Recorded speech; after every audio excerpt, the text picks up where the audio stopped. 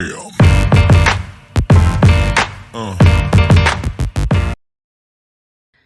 guys, welcome back to my channel. My name's Vicky and big welcome to my channel, and if you're a returning visitor, thank you so much for coming back. This is my second review. I am going through all the books that I have been reading over the last couple of months that I've got from my book subscription boxes. I'm trying to get through them all so that I can actually give you a proper review on them, as well as just showing you how pretty they are. So this next one is The Baby Dragon Cafe by A.T. Qureshi, I think that's how you say it, and this was from from the Locked Library. It might have been the Forbidden Wing version. Now, it is meant to be an adult romantasy. It is not. I know there's dragons in it, but I'll get into that in a little bit. It is more a contemporary romance, and I would say very heavily fits into the young adult category rather than adult. If you're looking for a kind of cozy read that's adult romantasy, this is not for you. So this is kind of along the lines more, I would put it in categories of such as like Pumpkin Spice Cafe, Legends and Lattes, but it's young adult, as in there's no bad language, there's a few intimate scenes towards the end, but there's no spice. It's kind of closed door kind of romance type things, but it's not for a mature audience. I would say it's perfectly suited for teenagers. This was the special edition hardcover version of the January Forbidden Wing subscription box. It's very pretty. The reason I say it's not fantasy is basically if you switched out the dragons for dogs, that's it. There is no other kind of magic or anything like that.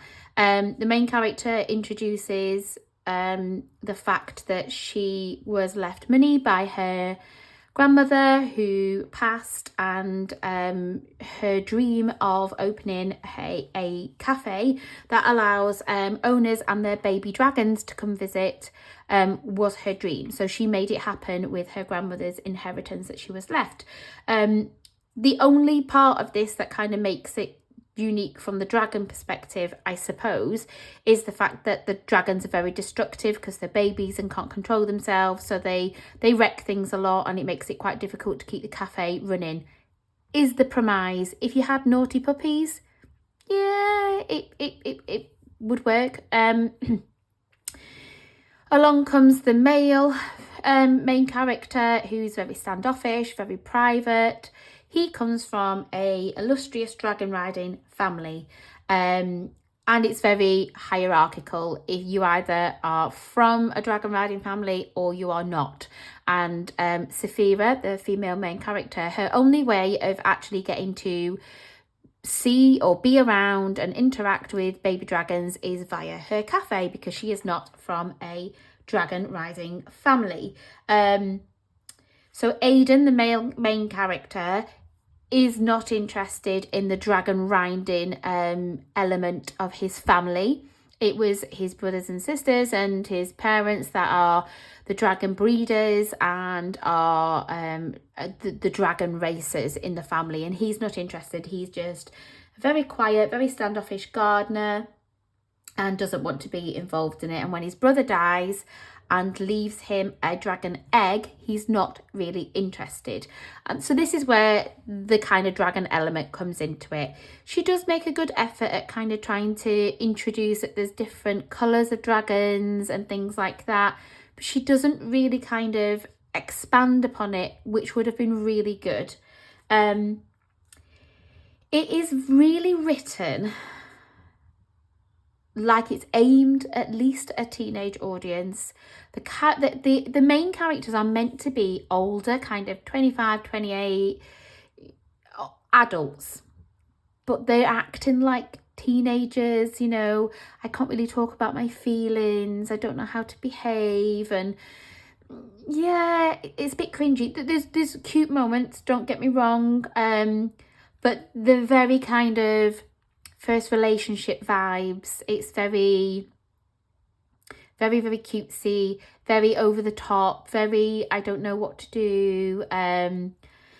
Yeah, so it's tricky. I suppose you just have to accept the book for what it is. It's a quick, very quick, cozy read, mainly character driven. And the reason I say this is the plot is very loose, and kind of the drama element of the plot falls very flat, because, for example, there is a plot point in it that mentions dragon racing and how it's illegal and things like that, and that Aiden doesn't want his dragon to be involved in it. So that's it.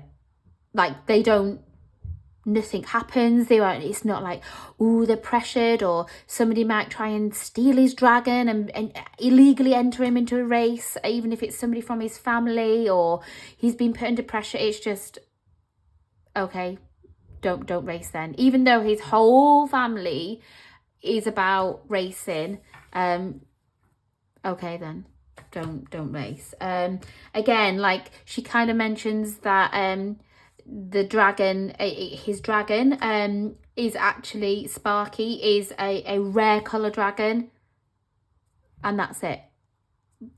And, you know, does that mean he's more at risk of being stolen? You know, what does that mean? Does he have special powers or something, or is there something special?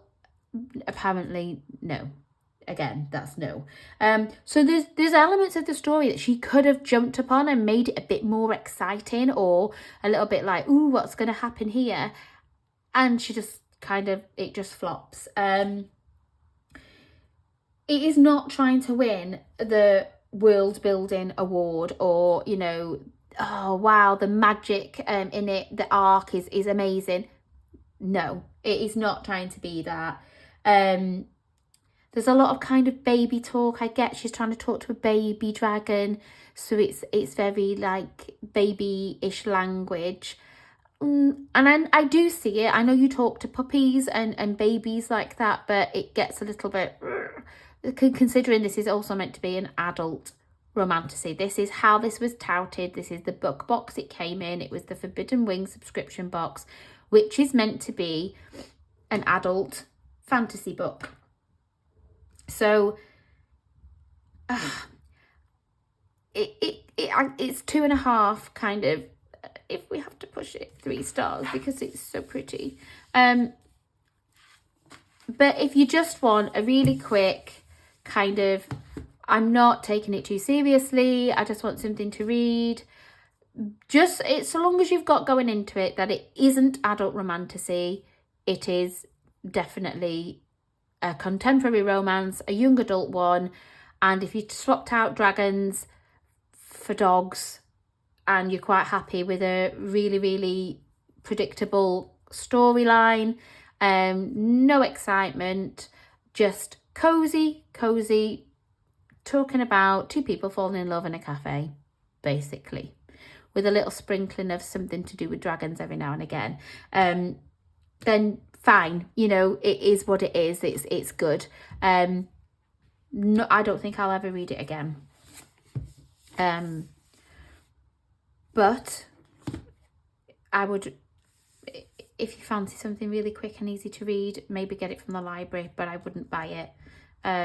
So my recommendation is borrow if you're looking for something really easy, or maybe like a holiday, you know, you're on holiday, you're by the pool, you really don't want to be focused on any kind of world building or concentrating on something too hard, fine, but it is meant to be cozy, so yeah, so that's my recommendation for this one.